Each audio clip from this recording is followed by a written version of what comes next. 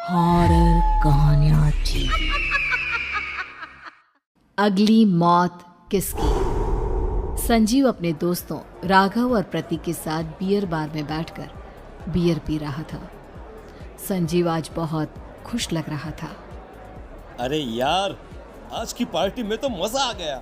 तुम दोनों दोस्तों के साथ तो मेरी जिंदगी इतनी अच्छी है कि क्या बताओ कितनी अच्छी है। अरे भाई, अब दोस्ती की है तो जीना मरना सब साथ में। हाँ अरे यार सुनो, जल्दी से एक बियर और ऑर्डर करते हैं ना, एक आखिरी, और उसके बाद ये जश्न यहीं खत्म हो जाएगा।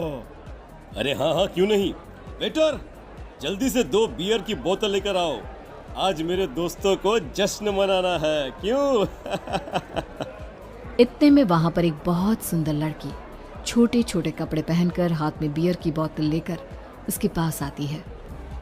ये लीजिए, आपने बियर ऑर्डर की थी ना, मैं लेकर आ गई।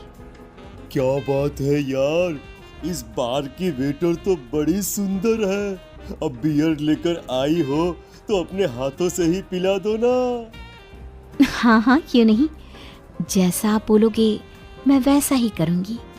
क्या बात है यार, अब तो लगता है रोज यहीं आना पड़ेगा। उसके बाद वो लड़की उन तीनों को बियर सर्व कर देती है। पार्टी करने के बाद वो तीनों अपने अपने घर जाते हैं। प्रतीक, संजीव और राघव को उनके घर छोड़कर जैसे ही अकेला अपनी कार में आकर बैठता है तो अचानक उसे एहसास होता है जैसे उसकी कार की पीछे वाली सीट पर कोई बैठा हुआ है। वो तुरंत पीछे मुड़कर देखता है। तुम यहाँ क्या कर रही हो? और तुम मेरी कार में कब आई? अरे तुम तो बार में वेटर थी ना।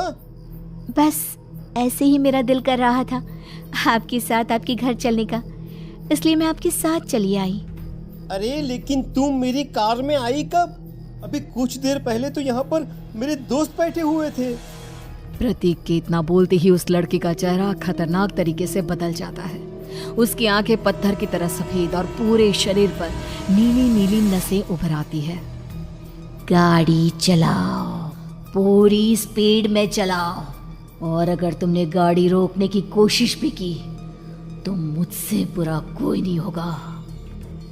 डर की वजह से प्रतीक के पसीने छूटने लगते हैं। उसका शरीर बुरी तरह से कांप रहा था। प्रतीक बिना कुछ सोचे समझे कार को फुल स्पीड से चलाना शुरू करता है। चलते चलते वो शहर से दूर एक पहाड़ी पर पहुंच जाता है और सामने अब सिर्फ पहाड़ी का किनारा दिख रहा है, जिसे देख प्रतीक घबराकर अचानक से कार को ब्रेक लगाता है।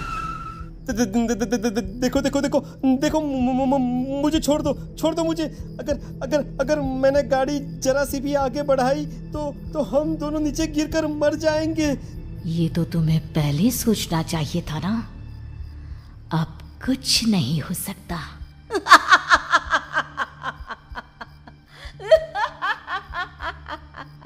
छोड़ दो मुझे।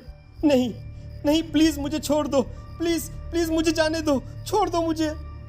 गाड़ी आगे बढ़ाओ। और तभी अचानक से बिना प्रतीक के स्टार्ट किए उनकी कार आगे बढ़ती है और गहरी खाई में गिर जाती है। उसके चीखने की आवाजें चारों तरफ सुनाई देती है।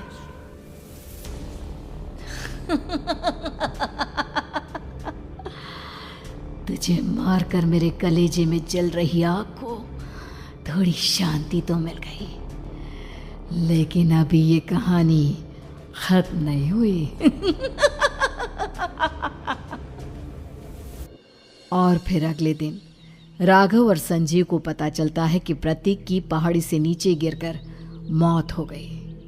अरे कल रात की तो बात है यार, हम सब बैठकर पार्टी कर रहे थे, लेकिन मेरी एक बात समझ में नहीं आ रही। राघव शहर से इतना बाहर उस पहाड़ी पर इतनी रात को क्या करने गया था? अरे यार, वही सोचकर तो मैं भी परेशान हूँ। हम दोनों को छोड़ने के बाद तो वो सीधा अपने घर जाने वाला था, और वो आत्महत्या क्यों करेगा भाई? कल रात तक वो कितना खुश था, हमारे साथ सेलिब्रेट कर रहा था।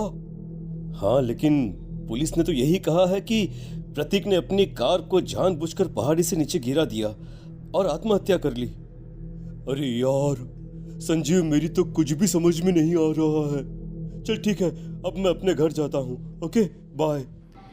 राघव अपने घर में अकेला था। दोपहर का वक्त था। तभी दरवाजे की घंटी बजी। कौन है? अरे 1 मिनट रुको, अभी आता हूँ। राघव ने जैसे ही दरवाजा खोला उसने देखा कि सामने एक बहुत खूबसूरत लड़की खड़ी हुई है। कौन है आप और यहाँ किससे मिलने आई हैं? देखिए ना, बाहर बारिश शुरू हो गई थी, मेरी गाड़ी खराब हो गई है। आपका घर नजर आया तो सोचा कुछ हेल्प ले लेती हूँ। क्यों नहीं, आइए ना, आइए आइए। मेरे कपड़े पूरे भीग चुके हैं, क्या आपके पास टॉवल मिलेगा प्लीज? राघव अपने बाथरूम से एक टॉवल लाकर उस लड़की को देता है। थैंक यू सो मच, अब मैं चलती हूँ। अरे इतनी क्या जल्दी है? आप चाहे तो बारिश रुकने तक यहाँ पर रुक सकती हैं। हाँ। लड़की ने पलटकर राघव की तरफ देखा। नहीं, मुझे जाना होगा, मेरा काम बाकी है। और वो वहां से चली गई। उस लड़की के जाने के बाद राघव अपने बाथरूम में नहाने के लिए गया और जैसे ही उसने बाथरूम में देखा तो उसका टॉवल वहीं पर लटका हुआ था। उसने टॉवल हाथ में लिया तो देखा कि उसका पूरा टॉवल खून के धब्बों से सना हुआ है। अरे अरे ये क्या? ये टॉवल तो मैंने उस लड़की को दे दिया था। ये वापस मेरे बाथरूम में कैसे आ गया?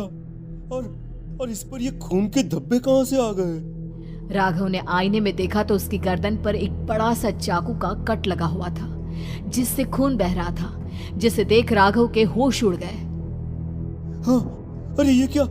मेरी गर्दन इतनी ज्यादा कटी हुई है और मुझे दर्द भी नहीं हो रहा है। ये क्या हो रहा है मेरे साथ? राघव घबराकर बाथरूम से बाहर आया और अपना मोबाइल उठाकर उसने संजीव को फोन लगाया। संजीव जल्दी से मेरे पास आ जाओ। मुझे लगता है कुछ बहुत बड़ी गड़बड़ है, जल्दी आ जाओ। उधर से आवाज आई, लेकिन वो आवाज संजीव की नहीं बल्कि एक लड़की की थी। कुछ अजीब नहीं हुआ है, बस तुम्हारी मौत तुमसे मिलने आई थी और तुम्हें मारकर चली गई। अब तुम इस दुनिया का हिस्सा नहीं हो राघव, इसलिए तुम्हें अपनी गर्दन के कटने का दर्द भी महसूस नहीं हो रहा। नहीं, ऐसा नहीं हो सकता, ऐसा नहीं हो सकता। कौन हो तुम? तुम्हारी मौत। अब संजीव के पास खबर पहुंचती है कि राघव ने अपने ही घर में चाकू से गर्दन काटकर आत्महत्या कर ली। ये सुनने के बाद संजीव के होश उड़ गए। वो पसीने से तरबतर हो गया और एक अनजाना डर अब उसके दिल को सताने लगा। संजीव के साथ ही उसका एक छोटा भाई राजीव भी रहा करता था। अपने भाई को इस तरह परेशान देखकर राजीव उसके पास आया। अरे भैया, क्या हुआ भैया? आप इतने घबराए हुए क्यों लग रहे हैं? प्रतीक और राघव की मौत, मेरा मतलब मेरी कुछ समझ में नहीं आ रहा भाई। अचानक से मेरे दोनों दोस्तों ने आत्महत्या क्यों कर ली? अरे वो तो मेरी भी समझ में नहीं आ रहा है भैया। हाँ, हो सकता है कि कोई परेशानी होगी और इसीलिए उन्होंने ऐसा किया होगा। हाँ, लेकिन दोनों की जिंदगी में एक साथ परेशानी और दोनों का इतनी खतरनाक तरीके से आत्महत्या करना, कहीं ऐसा तो नहीं मैं भी मर जाऊंगा? अरे आप ऐसी बातें क्यों कर रहे हैं भैया? वैसे ही मैं इतना परेशान हूँ। जब से अंजलि ने मेरा साथ छोड़ा है तब से सब कुछ बहुत अजीब सा हो गया है। रोज रात को डरावने सपने आते हैं। ऐसा लगता है जैसे अंजलि बार बार मेरे सपनों में आकर मुझे डराने की कोशिश करती है। अंजलि का नाम सुनते ही संजीव की आंखें फट गई और उसके गले में आवाज अटक गई। उसके चेहरे पर घबराहट साफ नजर आ रही थी। कौन थी वो लड़की जिसने प्रतीक और राघव को आत्महत्या की आड़ में मौत के घाट उतार दिया? और कौन थी अंजलि जो बार बार राजीव के सपनों में आकर उसे डरा रही थी? अंजलि का नाम सुनकर संजीव इतना घबरा क्यों गया? इन सवालों के जवाब जानने के लिए देखिए इस खतरनाक कहानी का अगला भाग।